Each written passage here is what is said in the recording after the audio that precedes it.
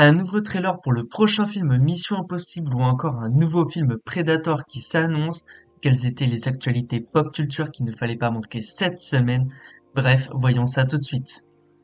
On entame ce récap avec le nouveau trailer qu'on a pu avoir pour Mission Impossible The Final Reckoning. Le dernier opus de la saga sortira le 21 mai prochain et Tom Cruise est évidemment à l'affiche. Ce sera normalement le dernier opus de la saga, du moins c'est ce que souhaitent Tom Cruise et le réalisateur Christopher McQuarrie.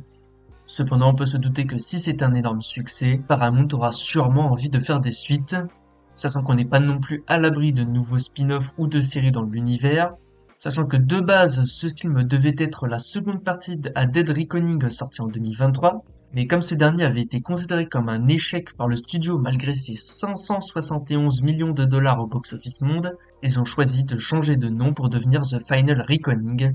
Ça s'annonce bourré d'action avec des cascades toujours plus impressionnantes à chaque fois. Rendez-vous donc le 21 mai prochain dans les salles pour ce Mission Impossible The Final Reckoning.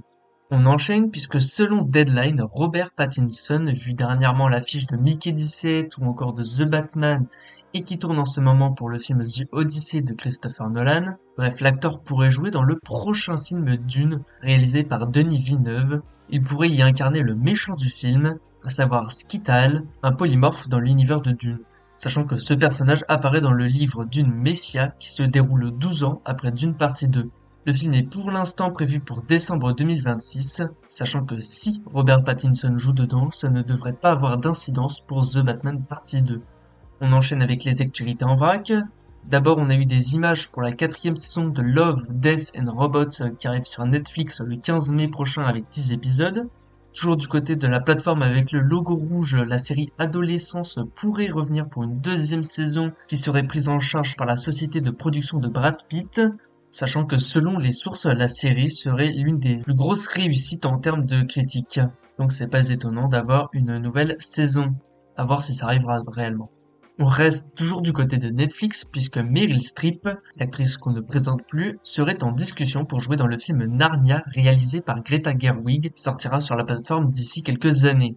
On continue avec le film adapté du jeu vidéo de Hideo Kojima Death Stranding, puisque le projet devrait être réalisé par Michael Sarnowski, qui a notamment réalisé le film Pig ou encore Sans un bruit jour 1. Rendez-vous dans quelques années pour ce projet et dès cette année pour Death Stranding partie 2 sur PlayStation.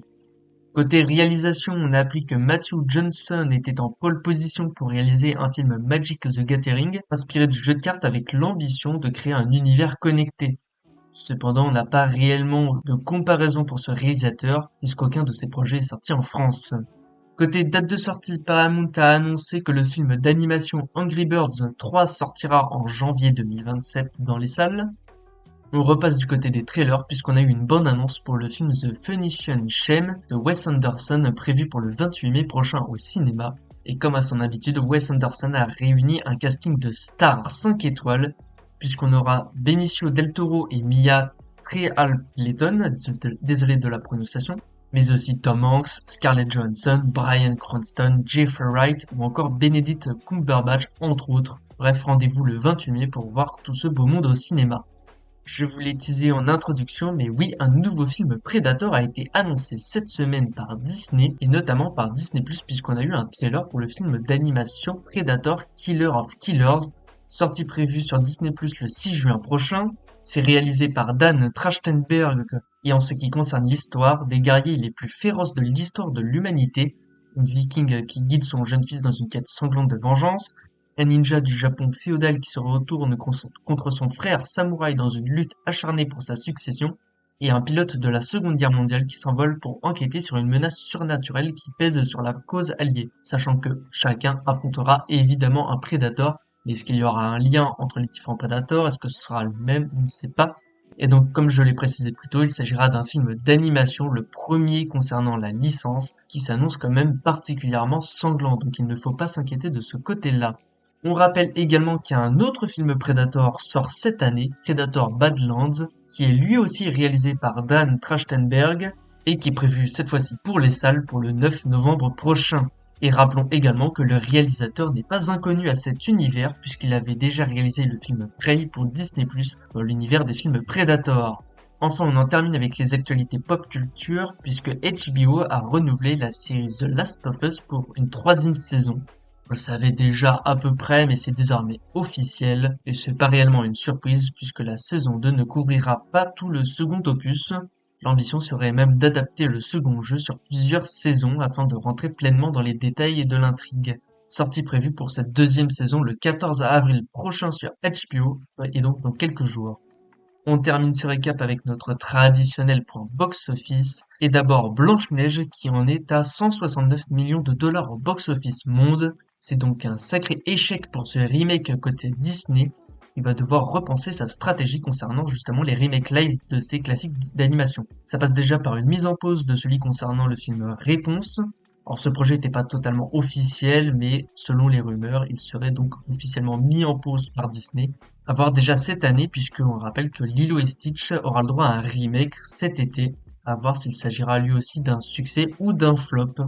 Par contre, celui qui est un énorme succès, c'est le film adapté du jeu vidéo Minecraft, qui entame en à peine une semaine avec 336 millions de dollars au box-office monde. C'est un énorme démarrage, peut-être le meilleur de cette année, malgré des retours qui sont quand même relativement mauvais.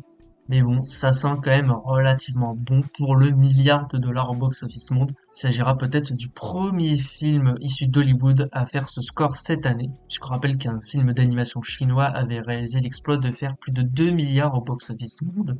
Bref, merci d'avoir suivi ce récap, et moi je vous dis rendez-vous à la semaine prochaine pour d'autres actualités pop culture.